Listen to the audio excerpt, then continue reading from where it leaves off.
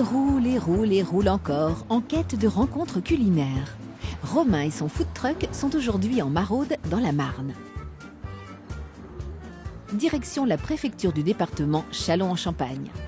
Ville carrefour et ville administrative, Châlons a toujours vécu sur une forte activité agricole. Romain va cuisiner aujourd'hui avec Benoît Jacquinet. Il est avec ses sœurs la 7e génération d'exploitants agricoles sur leur terre de Matougue.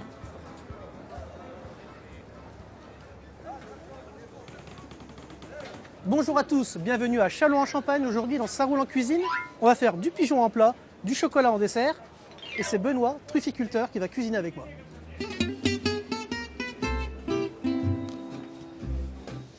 Châlons-en-Champagne, qui pour rappel se nommait jusqu'en 1997 Châlons-sur-Marne, est l'un des plus anciens diocèses de France. Bon nombre d'édifices religieux trônent en ville, comme la collégiale Notre-Dame-en-Vaux, non loin du marché où Romain a garé le food truck. Plus loin, la superbe cathédrale Saint-Étienne, achevée en 1261. Mais saviez-vous que pas moins de 10 cours d'eau traversent cette ville ? Alors ici, on flâne le long du Nau, on s'embarque sur le Petit Jard, on regarde les canards sur la Marne. Là, le pont des Viviers enjambe le Meaux et le canal Saint-Martin n'est pas loin. Bref, que d'eau, comme dirait l'autre. Châlons-en-Champagne n'usurpe pas son surnom de la Venise champenoise ou la Venise pétillante. Pour l'heure, ce sont les papilles de Romain qui pétillent, car il va échanger avec Benoît, son invité, au sujet du fameux champignon. Benoît, merci de m'accueillir chez toi. Avec plaisir. Trufficulteur, c'est ça ton activité ? Trufficulteur, oui, à part entière, puisqu'on travaille la truffe d'automne, dite Tuber incinatum, truffe de la Champagne, mais on doit aussi parler de, plus vulgairement, truffe de Bourgogne, parce que c'est la même. Truffe de Bourgogne, truffe de Champagne, truffe d'automne, c'est vraiment le même produit. C'est vrai qu'on la trouve, nous, dans la Marne, en Haute-Marne, un petit peu en Lorraine, d'octobre à décembre. C'est vraiment là où on va vraiment cueillir, entre guillemets, la truffe. Cueillir la truffe, déjà tout un poème. Mais avant cela, Benoît a dû planter 4200 arbres favorables au développement du champignon. Puis attendre 8 années avant de déterrer sa toute première truffe. Une joie profonde pour cet épicurien qui ne va pas rater l'occasion de faire découvrir à Romain, sur le marché de Châlons, d'autres produits et producteurs de sa région. Ici, la charcuterie y tient une bonne place. Alors là, un autre stand aussi que j'aime beaucoup, enfin la famille aime beaucoup, c'est les frères Noyon qui sont artisans charcutiers à Vraux, un petit village à côté au sud de Matougue, à côté de Châlons. À côté de chez toi. Ils font vraiment une charcuterie de tradition. Bonjour. Boudin noir, vous voulez goûter ? Oh ben avec plaisir. Hein. Alors, vous l'élaborez comment, le boudin noir ? Un boudin noir, c'est tout simple, c'est oignon, tout sang, les épices, et puis un petit peu de gras. Par contre, le gras, je ne tirerai pas. Ma recette. Mais un petit sopalin. Merci. Benoît. Merci. C'est le partage. Un bon morceau déjà. Voilà. Il y a un équilibre aussi entre l'assaisonnement. Ça, vraiment, c'est appréciable. C'est un délice. Bon, c'est dommage que ça se perde. Mais heureusement, on a des artisans comme les frères Noyon qui perpétuent un petit peu toutes ces traditions et nous ramènent un petit peu dans nos souvenirs.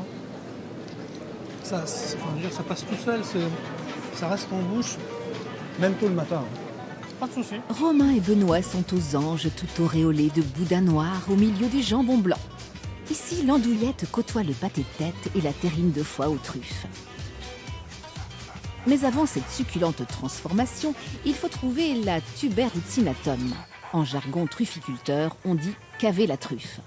La chienne de Benoît s'appelle Honey, un prénom suave pour ce labrador heureux d'aller aux champignons avec son maître. Comment ça se passe l'éducation du chien dans cette recherche ? C'est vrai que le dressage prend 3-6 mois pour commencer à éduquer le chien. Et puis au bout de, on dit, 3 saisons, on a un chien truffier. On ne va surtout pas l'habituer à manger la truffe, mais on va l'habituer à chercher la truffe pour faire plaisir à son propriétaire, à son maître, et lui, il va avoir une récompense. Voilà, c'est ça. C'est que il est heureux en plus d'avoir Voilà. trouvé ces C'est- trucs pour toi et c'est- puis à toi de le récompenser. Je travaille pas avec le cochon, encore moins avec, Génial ça. encore moins avec la mouche. Donc c'est vraiment un produit du terroir, de notre terroir, puisqu'on le trouve aussi en milieu naturel. Si vous vous promenez dans le milieu naturel sans chien truffier ni cochon, cherchez les, ou plutôt la mouche Suilia gigantea, ou mouche rabassière, qui peut être un précieux allié pour découvrir où se cache la truffe. En effet, cet insecte, attiré par les bonnes effluves du dit champignon, y pond ses œufs. Mais seuls des yeux aguerris permettent d'apercevoir la mouche creusant le sol vers une chambre d'hôtel pour asticots 4 étoiles. Oh, il y a de l'animation du mot au marché là. Et là, ça commence à s'activer. Ça parce vit, que, hein, on approche midi aussi. Chacun a Bon, pas tous ses produits. hein. les Chalonnais sont quand même se lèvent assez tôt, mais il y a de l'activité, on le sent juste avant midi où tous les gens vont cuisiner énormément. Là, je connais ici des maraîchers, des producteurs on va le voir. Tu viens souvent au marché ici. Oui. C'est plutôt madame à qui je délègue, parce que D'accord. elle soit occupée. Ça, c'est dit, Benoît. Mais en même temps, aujourd'hui, c'est toi et Romain qui vous y collez. Arrêtez de discuter chiffon et truffes, il faut acheter du pigeon et de bons fruits pour les 2 recettes du jour. Il n'y a que l'embarras du choix sur ce très beau marché couvert de Châlons. Il fut édifié en 1882 sur l'exemple typique du marché parisien. Classé aux monuments historiques, il a la particularité d'être construit sur la rivière Meaux, qui fut préalablement recouverte.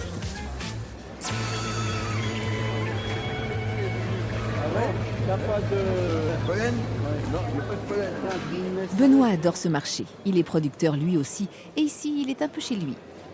Bon, Benoît, on va aller acheter nos clémentines pour notre dessert de mousse au chocolat. En plus. Bonjour madame, Bonjour messieurs, ça va bien? ça va et vous? Bah, très bien. On aura besoin de clémentines pour nos recettes Très bien. de dessert. Oui.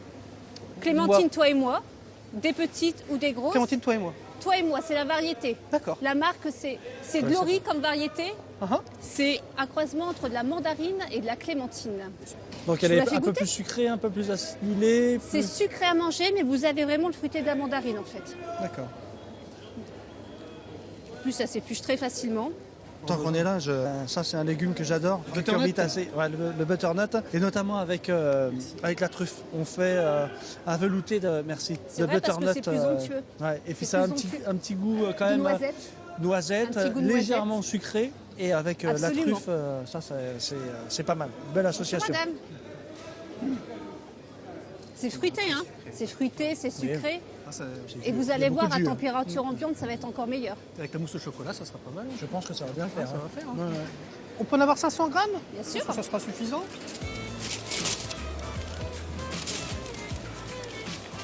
On continuera un petit peu notre tour de marché. On a combien? Et maintenant, place à la volaille. Une volaille particulière qui revient à la mode pour les gourmets. Comment ne pas avoir l'œil humide en pensant aux pigeons en crapaudine, à la chartreuse de pigeons au foie gras et autres pigeons rôtis aux petits pois et lardons. Cet après-midi.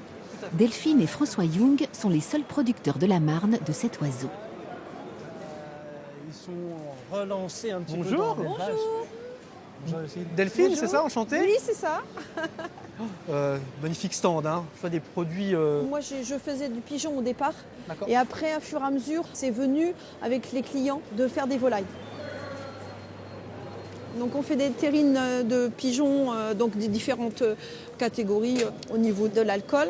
Donc, il y a pigeon au Porto, mar de champagne et ratafia. Voilà. On a moyen de goûter un petit peu là Oui, ou- oui, hein oui, oui. Parce que là, je vois ça, là, ça donne envie. Là, oui, un petit peu. Hein. Voilà.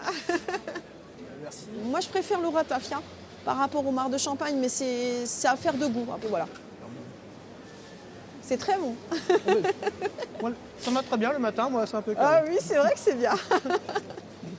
Donc pour nos recettes, Benoît, on a besoin de suprêmes de pigeons. Alors, j'en vois là, ils sont très très beaux. Hein. Donc les suprêmes, c'est le filet. Hein, C'est ça. Je vois voilà. tous les petits suprêmes là que vous avez là, dans Oui. le plateau. Vous pouvez me les Les préparer, je vous les prends. Il n'y a pas de souci. Et Delphine, tout à l'heure, là, Oui. vous viendrez déguster tout ce qu'on a fait au camion. Hein. D'accord, ok, il n'y a pas de souci. Normal, hein. Je viendrai faire un petit tour. Il y a beaucoup de monde ce matin sur le marché et la fraîcheur du jour risque de mettre en appétit les Chalonnais. Romain et Benoît vont s'attaquer sans plus tarder à leur brochette de pigeons aux oranges. Pour 4 personnes, il faut 2 suprêmes de pigeons, 2 oranges, de la coriandre et des graines de sésame. Pour agrémenter la recette, Benoît a proposé à Romain d'utiliser une préparation de truffes et de ratafia. Comment on l'élabore? Le ratafia, pour rappel, c'est un alcool de champagne qui se sert plutôt en apéritif chez nous. Donc moi, je le mets en macération avec de la truffe fraîche pendant 8 mois. Je soutire, je reprends de la truffe fraîche que je remélange. Et c'est ce qu'on voit ici, c'est les petits agrégats, les petits morceaux de truffe. Donc en parlant de truffes, tu nous as amené vraiment un beau gabarit là. Donc ça, c'est des naissances qu'on a en ce moment. Nous, on va attendre les naissances de mai, juin, juillet pour les récolter vraiment octobre, novembre, décembre.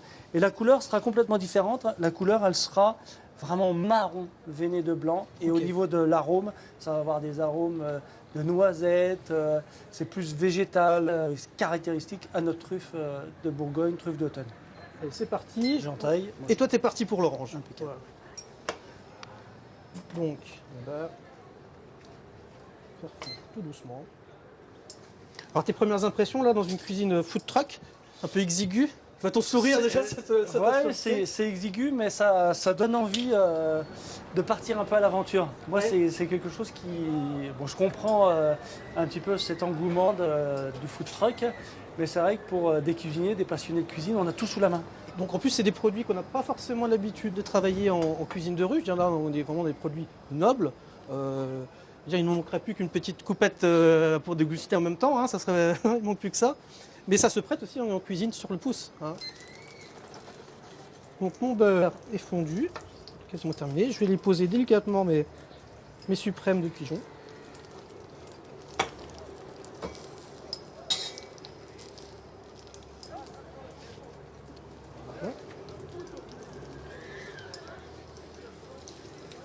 Voilà. Et je vais les surveiller. Je ne vais surtout pas les martyriser. Hein. Faut que ça soit vraiment toujours moelleux à cœur. On ne veut pas stresser non plus la viande. Bon, ben c'est bien. En plus, bon, c'est bien avancé sur les suprêmes d'orange. Ça On est va, pas mal. oui, Hein. j'essaye. Voilà. Donc on est déjà sur 4 minutes de cuisson pour les filets de pigeon côté peau. Je vais les retourner. Voilà, coloration magnifique là de la peau là. Avec le beurre qui tout doucement. Alors je vais venir l'arroser aussi. Faut pas hésiter. Faut pas dessécher la viande. Voilà, je récupère le beurre noisette maintenant et je viens arroser mes filets. On n'hésite pas, on arrose bien. Donc là, on est reparti pour 4 minutes de l'autre côté. Et ensuite, on le sortira du feu et on laissera tranquillement la température venir à cœur. Ben, c'est formidable, ça y est, l'orange elle est prête. Simplement. Alors j'avais fait mariner un petit peu ma viande dans du jus d'orange. Oui. Est-ce qu'on peut ajouter éventuellement du citron ou... Un petit coup de jus de citron, pourquoi pas. C'est peut-être un peu trop acide. L'orange s'y prête bien. Voilà. Savoir qu'on ne le fait pas mariner non plus extrêmement longtemps. C'est-à-dire qu'on va sortir notre viande, on va dire, 1 heure avant du réfrigérateur pour que ça soit à température ambiante. Hein, on ne va pas saisir une viande sortie de réfrigérateur, tout simplement parce que là, on va vraiment avoir quelque chose de très dur, de très sec. Donc on en profite à ce moment-là pour la faire mariner. Mais en fait, ta recette là, tu peux l'utiliser avec tous les suprêmes. Suprêmes de pintade, suprêmes de poulet, on peut les redétailler. Tout à fait, bien sûr, si on n'a pas... C'est vrai que l'élevage de pigeons est assez, comment dire... Enfin, ça dépend où on se trouve, hein, dans quelle région. Donc on peut très bien utiliser notre volaille. Si on, Moi j'aime bien ça, les suprêmes de pintade. Ça me fait penser un petit peu à cette recette-là. Les pintades, ce sera pour une prochaine fois. Car du côté de Châlons, François Young, le mari de Delphine, bichonne ou pigeonne ses volatiles avec passion. Je fais de l'élevage de pigeons depuis les années 80. Actuellement, autour de nous, on a 480 couples de pigeons.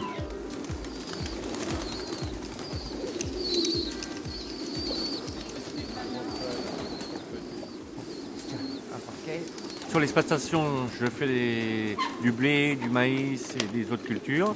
Et une partie de ces céréales sont autoconsommées pour les volailles, à la fois les poulets et à la fois pour les pigeons.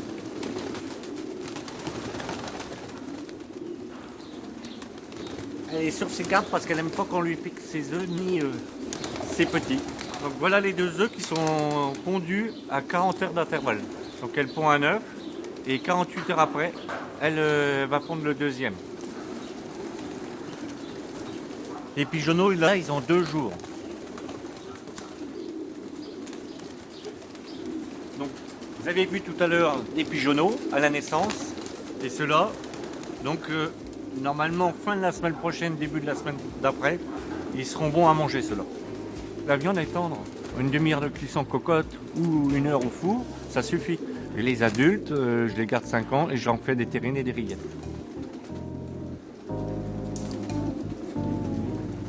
Et je vais venir découper de fines tranches. Regarde la cuisson. Ça paraît très très bien ça. Hein, Ouais. rosé comme il faut. Garder le côté onctueux, pas C'est ça. sec. Ouais. Moi, je garde la peau parce que je dirais, elle est tellement belle. Là, ce côté doré, là, c'est vraiment un bonheur, quoi, hein. On le mange ou on ne le mange pas. Moi, je le mange, hein. Voilà. Ça donne envie. Ça sent bon.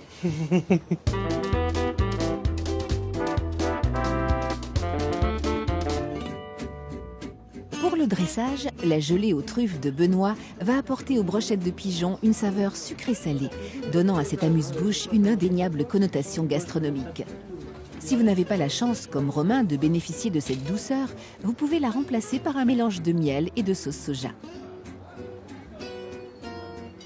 On va terminer par quelques graines de sésame, donner du croquant. Je dis pas que ça fait une connotation un peu asiatique, mais on est entre le canard à l'orange, le canard laqué, un peu avec cet aspect luisant là, sur les brochettes. Messieurs, dames, vous venez déguster des petites brochettes de pigeon? Vous êtes gâtés aujourd'hui, hein? Ouais, bah oui, allez-y, je vous en prie, on va vous les envoyer ici au fur et à mesure. Attendez, je vais vous mettre un tout petit peu de croquant, voilà, ça serait bien, un peu de fleur de sel. Alors c'est un peu de coriandre pour donner un peu de fraîcheur, c'est très très frais. Puis, messieurs, dames, encore un petit peu de brochette. Allez, brochette de pigeon. Ah, vous n'avez pas une étoile, hein? Oui, oui. J'ai entendu dire que Qu'est-ce que vous en dites, c'est bon? Merci, c'est un plaisir.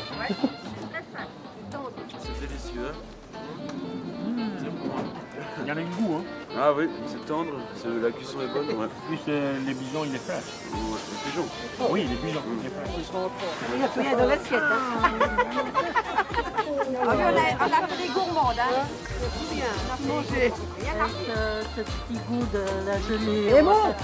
Ah oui, avec la gelée. Un petit goût de reviens-y quand même. Ah oui. Oh, bah, beaucoup même.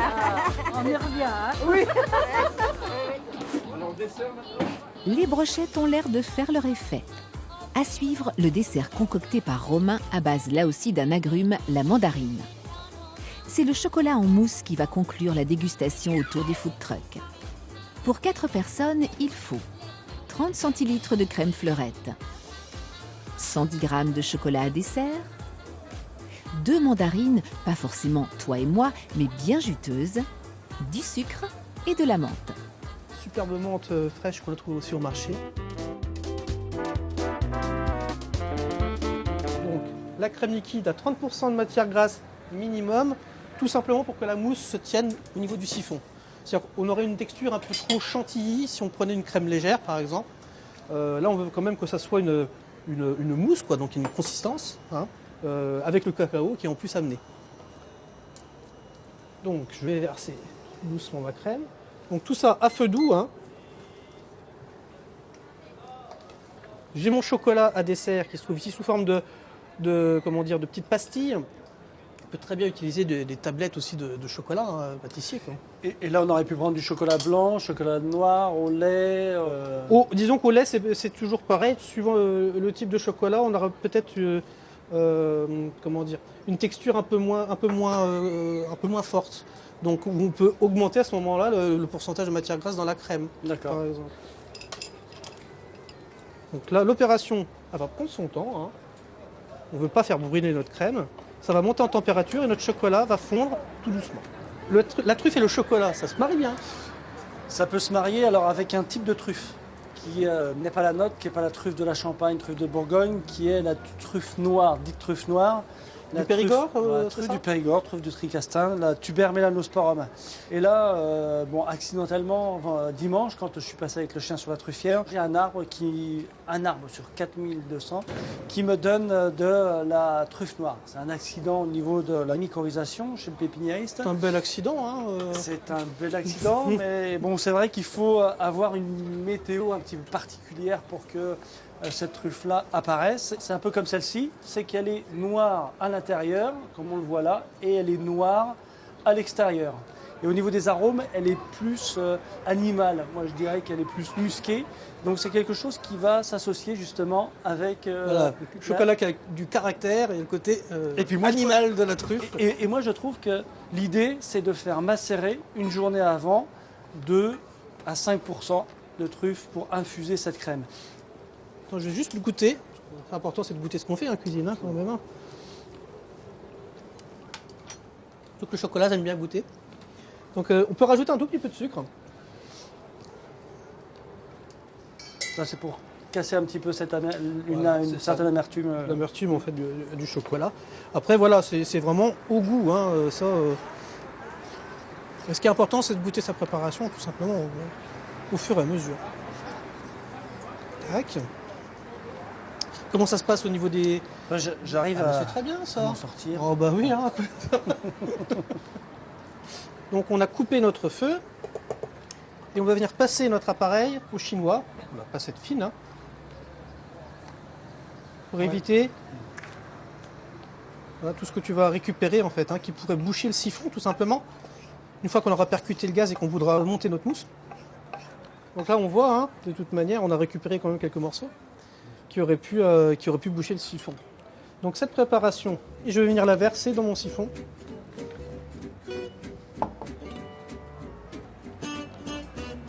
Le secret d'un bon siphonnage, c'est le repos au froid. Pour ne pas faire attendre l'échelonnet avide de sucré après le pigeon, Romain va utiliser une mousse au chocolat, auparavant refroidie pendant 2 heures au frigo, le siphon bien à l'horizontale.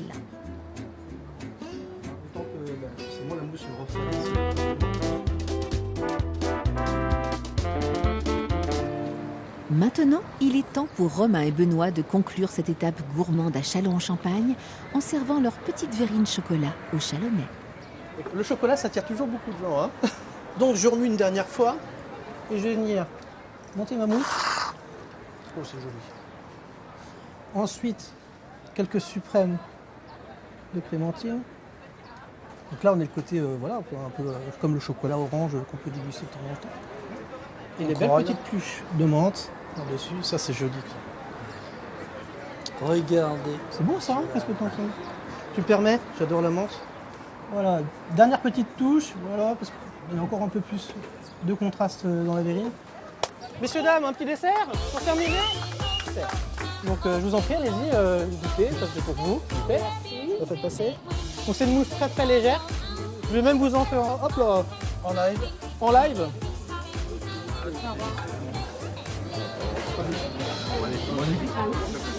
C'est pas juste pour la garniture, pour la décoration, parce que avec la menthe, va très bien avec. C'est vrai que le goût il est là, la présentation elle est là. Franchement c'est impeccable. Bien, c'est réconfortant. C'est réconfortant. Ça réchauffe le cœur. Ça fait plaisir. Merci. Bah, je vous en prie, c'est moi. Non, c'est toujours une très bonne expérience de pouvoir cuisiner devant le public, d'avoir le retour en direct, de pouvoir parler des produits aussi, parce qu'il y a toujours un produit derrière une recette, un producteur aussi. Donc là, on l'a vu tout à l'heure, le producteur, le produit, et puis là, on voit le retour des personnes qui goûtent, ça fait plaisir. Mesdames, c'est bon. C'est bon. Mais c'est bon. Là, on va pas faire quand même. On va de fraîcheur là. Ah non. On est bien, Ah bah oui, mais j'en ai plus. Je suis désolé. C'est bon avec le chocolat, la menthe et le chocolat. C'était très bon, c'était très fin. C'est un bon mariage. Ça roule en cuisine, c'est déjà terminé pour aujourd'hui. La dégustation s'est super bien passée. C'était bon? Formidable. On reprend la route pour une nouvelle étape gourmande. Portez-vous bien, à très vite. Des suprêmes de clémentine qu'on a eu au marché également. Toi et moi. Bien sûr. Je comme...